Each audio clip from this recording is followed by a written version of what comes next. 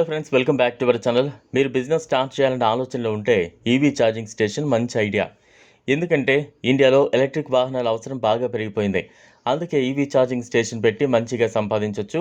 ఈ business start చేయడానికి ఎంత ఇన్వెస్ట్ చేయాలి, ఎంత ఆదాయం ఉంటుంది, ఇలాంటి మరిన్ని వివరాలు ఇప్పుడు తెలుసుకుందాం. ఇండియాలో ఎలక్ట్రిక్ వెహికల్స్కి డిమాండ్ బాగా ఎక్కువగా ఉంది. ఈవీ స్కూటర్ నుంచి ఈ రిక్షా, కార్, బస్ ఇలా రోడ్డు మీద చాలా ఎలక్ట్రిక్ వెహికల్స్ కనిపిస్తూ ఉంటాయి. టాటా, మహీంద్రా లాంటి పెద్ద కార్ కంపెనీలు ఈ సెగ్మెంట్లో ఎక్కువ శ్రద్ధ పెడుతున్నాయి.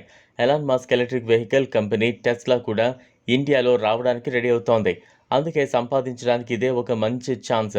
మీరు ఈవీ ఛార్జింగ్ స్టేషన్ పెట్టి రోజుకు బాగా సంపాదించవచ్చు. ఈవీ ఛార్జింగ్ స్టేషన్ పెట్టడానికి ప్రాసెస్, ఖర్చు, ఆదాయం తదితర వివరాలు ఇప్పుడు చూద్దాం. 4 లేదా 5 వెహికల్స్ పార్క్ చేయడానికి స్థలం ఉండాలి. ఆ స్థలం రోడ్డు మీద ఉంటే ఎలక్ట్రిక్ వెహికల్ ఛార్జింగ్ స్టేషన్కు పర్ఫెక్ట్ లొకేషన్ అవుతుంది. మీరు ఒక ఛార్జింగ్ పాయింట్ పెట్టి కూడా సంపాదించవచ్చు, లేదా 4-5 ఛార్జింగ్ పాయింట్లు కూడా పెట్టచ్చు. అది మాత్రమే కాకుండా ఛార్జింగ్ స్టేషన్ పెట్టడానికి కొన్ని ముఖ్యమైన డాక్యుమెంట్స్ కావాలి. అందులో property paper, lease and rent paper, Aadhaar card, pan card, GST number, bank account ఇవన్నీ ఉంటాయి. ఈవీ ఛార్జింగ్ స్టేషన్ పెట్టడానికి ఈవీ ఛార్జింగ్ కంపెనీల ప్లాన్ తీసుకోవాలి. Tata power, charge plus zone, plug and co ఇటువంటి కంపెనీలు దీనికి ప్లాన్ ఇస్తున్నాయి. కొన్ని కంపెనీలు పార్ట్నర్షిప్లో బ్యాటరీ స్వాపింగ్ స్టేషన్ పెట్టడానికి ఆఫర్ కూడా ఇస్తున్నాయి. ఇలా మొత్తం 10 లక్షల రూపాయల వరకు ఖర్చు అవుతుంది. మీరు 2 వీలర్ లేదా ఈ రిక్షా ఛార్జింగ్ స్టేషన్ పెట్టాలంటే 50,000 నుంచి 5 లక్షల రూపాయల వరకు ఖర్చు అవుతుంది. సపరేట్గా ఉంటుంది. ఈ స్టేషన్కి కొన్ని రాష్ట్ర ప్రభుత్వాలు సబ్సిడీ కూడా ఇస్తున్నాయి. అది కూడా మీరు ఉపయోగించుకోవచ్చు. ఈవీ ఛార్జింగ్ స్టేషన్లో మీకు యూనిట్ లెక్కన ఆదాయం ఉంటుంది.